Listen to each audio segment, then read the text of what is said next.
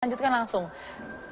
Kita punya judul di sini saksi ahli buka suara, yang artinya akan kemudian ada sebuah analisa yang mungkin mendekati bagaimana putusan MK nanti, paling tidak tanpa mengurangi rasa hormat dari proses MK. Saya menarik Bang Margarito, ada 2 poin yang Anda tampilkan pada keterangan Anda tadi, bahwa Anda tidak mempermasalahkan bahwa tidak perlu ada bukti atau pembuktian dalam kecurangan karena sudah terlihat. Dan yang kedua soal DPKTB yang menurut Anda sudah melanggar. Tetap pada prinsip itu karena apa, Bang? Begini, di semua tindakan hukum KPU itu mesti ada dasar. Oke. Ya, kalau di Undang-Undang Pileg, DPK, DPKTB itu diatur. Di Pilpres tidak ada. Di Pilpres tidak ada aturan itu. Oke. Satu, KPU bikin peraturan. Tapi di undang-undang itu pada waktu pemberian kotak pencoblosan itu harus didahulukan mereka yang lebih dulu datang.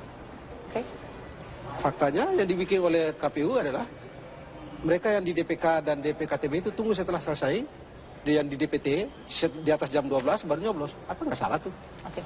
Pak Didik punya pandangan lain soal keterangan dari Pak Bang Margarito tadi? Ini ada 2 masalah. Satu soal legalitas, yang kedua soal praktek di lapangan, yang terkait dengan DPKTB itu. Soal legalitas, memang betul di Undang-Undang 42 tahun 2008 tidak ada soal DPK dan DPKTB. Tapi di Undang-Undang nomor 8 tahun 2012 itu ada DPK. DPKTB-nya tidak ada. DPKTB ini memang produk murni dari KPU. Nah, pertanyaannya adalah apa dasar legal dari DPKTB ini? Nah, dalam konteks ini saya termasuk orang yang sependapat dengan KPU bahwa legalitasnya adalah putusan Mahkamah Konstitusi nomor 102 PUU 7 tahun 2009. Oke.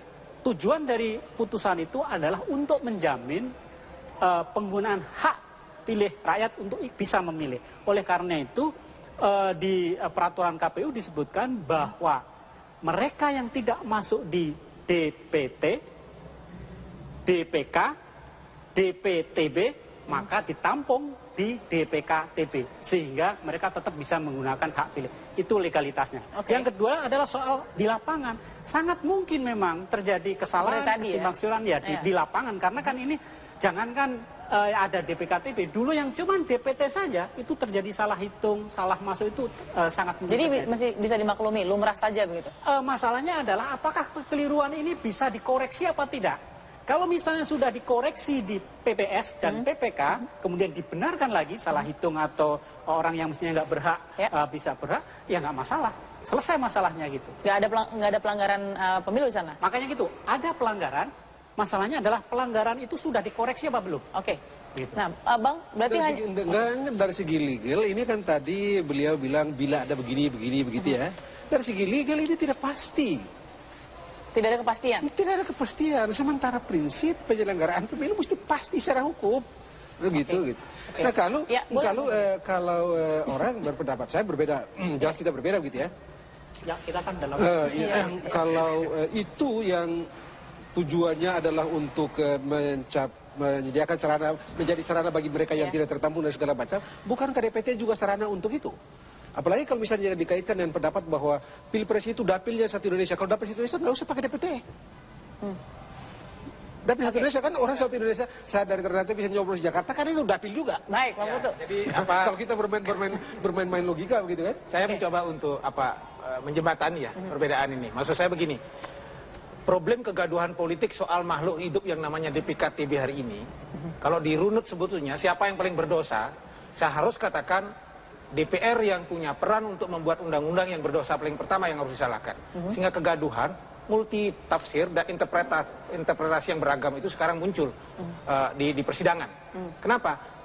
Karena kalau misalnya teman-teman di DPR fokus kemudian bisa menuntaskan undang-undang, maka seluruh produk itu akan masuk di sana. Termasuk ketika Undang-Undang nomor 8 sudah dimunculkan.